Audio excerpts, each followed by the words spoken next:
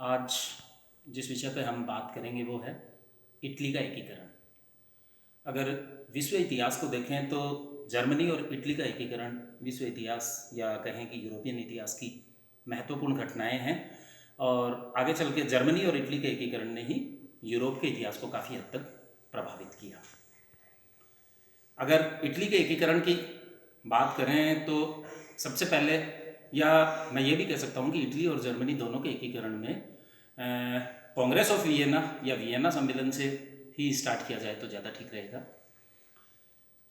1815 में हमें पता है कि नेपोलियन बोनापार्ट फ्रांस के शासक के रूप में 1804 से 1815 तक जो उसका समय रहा था, जब उसने यूरोप के विभिन्न राज्यों को जीत कर, या हम ये कहें कि यूरोप की सीमाओं को काफ़ी हद तक बदल कर अपने सगे संबंधियों को, पुराने राजवंशों को समाप्त करके अपने सगे संबंधियों को यूरोप के अलग अलग राज्यों में गद्दी पर बिठा दिया था। तो उस नेपोलियन बोनापार्ट के युग के अंत के पश्चात 1815 में ऑस्ट्रिया की राजधानी वियना में एक सम्मेलन यूरोपीय शक्तियों का बुलाया गया जिसे कांग्रेस ऑफ वियना कहा जाता है, और इसकी अध्यक्षता तत्कालीन जो ऑस्ट्रिया का चांसलर था मैटरनिक, उसने की थी। अगर वियना सम्मेलन की बात करें तो इसके दो महत्वपूर्ण उद्देश्य थे: यूरोप के नक्शे का पुनर्निर्माण करना और यूरोप का भविष्य तय करना। वियना सम्मेलन के अंतर्गत अलग अलग विचार विमर्श हुए, किस आधार पे ये जो दो उद्देश्य हैं उनको पूरा किया जाए। उसके अंतर्गत एक जो महत्वपूर्ण बात थी, इसमें वैधता के सिद्धांत को अपनाया गया। और ये वैधता का सिद्धांत क्या था, अगर साधारण शब्दों में समझें तो फ्रांस की क्रांति से पूर्व जो जिसका था वो उसे वापस मिले। ये वैधता के सिद्धांत के अंतर्गत वियना सम्मेलन या कांग्रेस ऑफ वियना में निश्चित किया गया।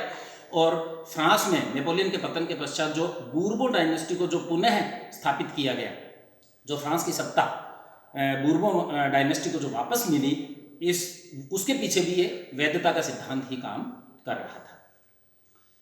1814 में बैटल ऑफ मार्ने में नेपोलियन पराजित हुआ और उसके पश्चात फोंटेनब्लियू की संधि की गई, और इस संधि के तहत नेपोलियन, ये निश्चित किया गया कि नेपोलियन और उसके परिवार के सदस्यों का फ्रांस पर किसी प्रकार का कोई अधिकार नहीं रहेगा, और नेपोलियन को भूमध्य सागर में एक द्वीप है एल्बा द्वीप, जिसके ऊपर भेज दिया गया और उसकी कुछ पेंशन वगैरह निश्चित कर दी गई। लेकिन जैसा कि हम सभी जानते हैं कि ये नेपोलियन का अंत नहीं था। फिर वो एल्बा द्वीप से भागकर नेपोलियन फ्रांस के साउथ में कांस पहुंच जाता है, फिर वहाँ से वो पेरिस की ओर प्रस्थान करता है। और जब तत्कालीन शासक लुई 18वें को इस बात का पता चलता है तो वो फ्रांस छोड़कर इंग्लैंड चला जाता है। फाइनली 18 जून 1815 को बैटल ऑफ वाटरलू में नेपोलियन का पतन होता है, और उसके पश्चात उसे दक्षिणी अटलांटिक में सेंट हेलेना द्वीप पर निर्वासित जिंदगी जीने के लिए छोड़ दिया जाता है, और वहीं पे 1821 में उसकी मृत्यु होती है।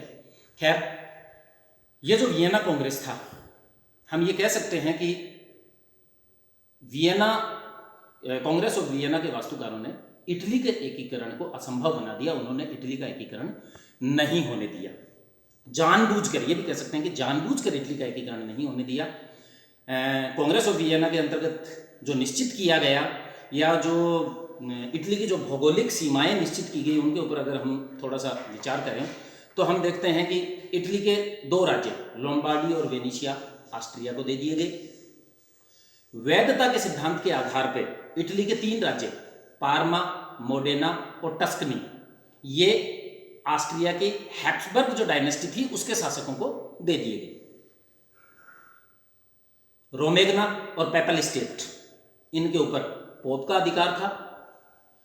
किंगडम ऑफ टू सिसिलीज, जिसके अंतर्गत नेपल्स और सिसिली शामिल हैं, इस पे फ्रांस के बूर्बो डायनेस्टी के शासक का अधिकार था। और किंगडम ऑफ सार्डिनिया, जिसके अंतर्गत पिडमोंट और सार्डिनिया शामिल हैं, यहाँ पे सेवॉय डायनेस्टी का अधिकार था। और हम ये कह सकते हैं कि ये एकमात्र जो सेवॉय डायनेस्टी थी, ये एकमात्र इटालियन मूल के लोग थे। तो इस प्रकार इटली के एकीकरण के ऊपर विचार करने से पहले हम देखें तो हम पाते हैं कि इटली भौगोलिक दृष्टि से काफ़ी कुछ डिवाइड है। लोम्बार्डी और वेनेशिया ऑस्ट्रिया के पास में है।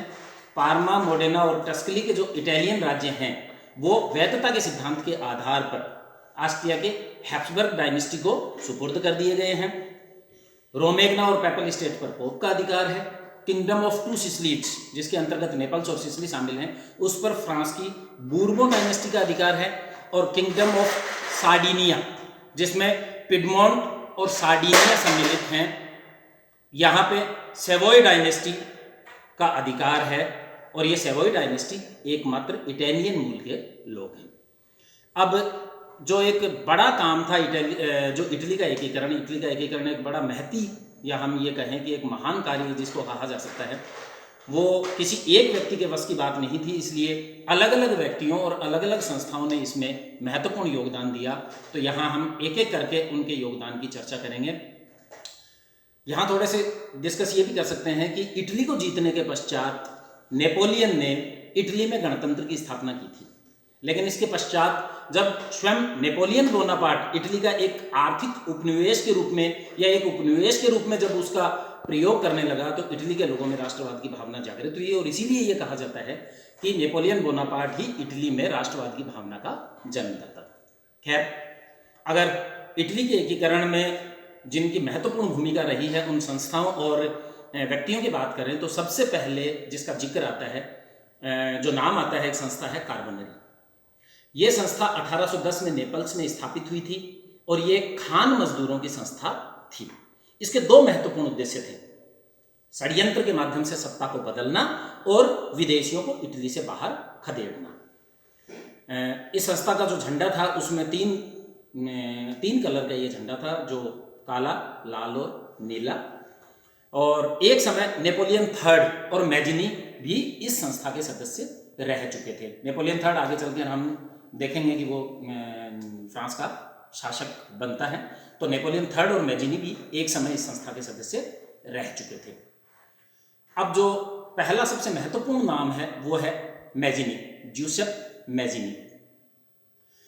इटली के एकीकरण में मैजिनी की जो सबसे महत्वपूर्ण भूमिका है वो ये है कि वो पहला व्यक्ति था जिसने इस बात को समझा कि इटली का एकीकरण संभव है, या दूसरे शब्दों में हम कहें तो हम कह सकते हैं कि ज्यूसेप मैजिनी ने इटली के एकीकरण की आधारशिला रखी। इसकी एक प्रसिद्ध पुस्तक है जो इसने लिखी थी, ड्यूटीज ऑफ मैन। 1830 की क्रांति में इसने भाग लिया था और जब बाद में क्रांति का दमन हो गया तो ज्यूसेप मैजिनी को देश से निकाल दिया गया।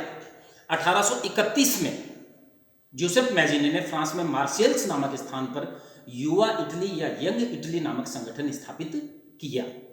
इस संगठन के अलग अलग उद्देश्य थे, जिसमें सबसे महत्वपूर्ण उद्देश्य था इटली में गणतंत्र की स्थापना करना। और अन्य उद्देश्यों में हम करें तो मैजिनी चाहता था कि इटली के युवाओं में राष्ट्रवाद की भावना जागृत हो और वह बलिदान के लिए उनको तैयार करना चाहता था। इस संस्था का जो ध्वज था उसके ऊपर एक तरफ एकता और स्वाधीनता अंकित था और दूसरी तरफ स्वतंत्रता, समानता और मानवता ये शब्द अंकित थे। 40 वर्ष तक के युवाओं को यंग इटली या युवा इटली इस संगठन का सदस्य बनाया जाता था और इस समय लगभग 50,000 तक इसकी सदस्य संख्या पहुंच गई थी।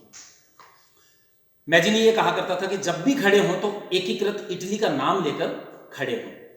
इस प्रकार हम कह सकते हैं कि मैजिनी पहला व्यक्ति था जिसने इस बात को समझा कि इटली का एकीकरण संभव है, और दूसरे शब्दों में हम कहें तो उसने इटली के एकीकरण की आधारशिला तैयार की। अगला जिक्र जिसका हम कर सकते हैं वो है विंसेंट गियोबर्टी।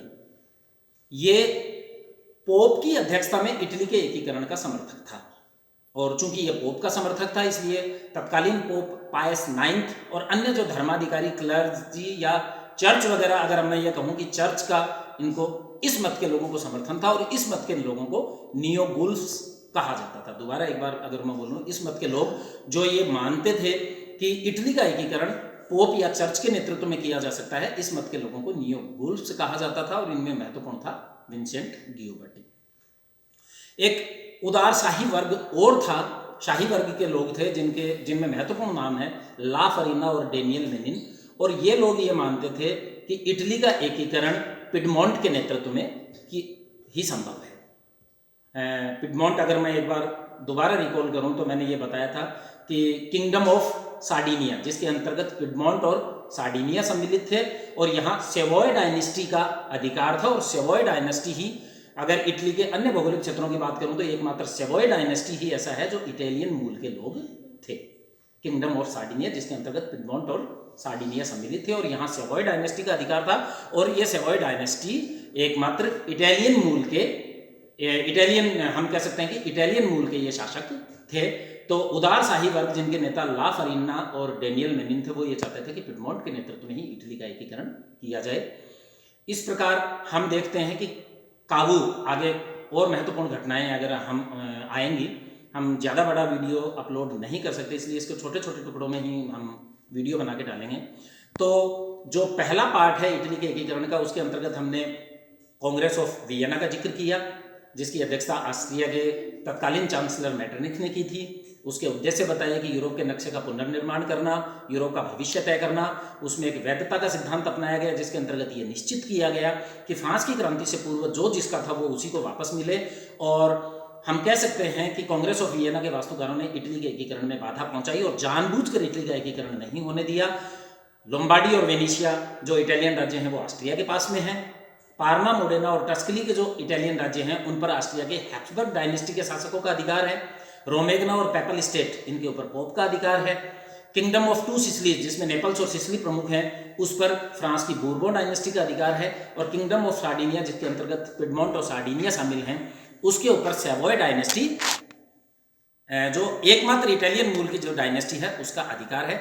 इस प्रकार कावूर के इतिहास के रंगमंच पर आने से पूर्व जो विभिन्न संस्थाएं, कार्बोनरी जैसे संस्थाएं, या फिर जोसेफ मैजिनी, विंसेंट गियोबर्टी और उदार शाही वर्ग, इन लोगों ने जो जागृति उत्पन्न की, उसके लिए जो शब्द यूज किया जाता है उसे कहा जाता है रिसोर्गीमेंटो, जिसका अर्थ है राष्ट्रीय और साहित्यिक उत्थान।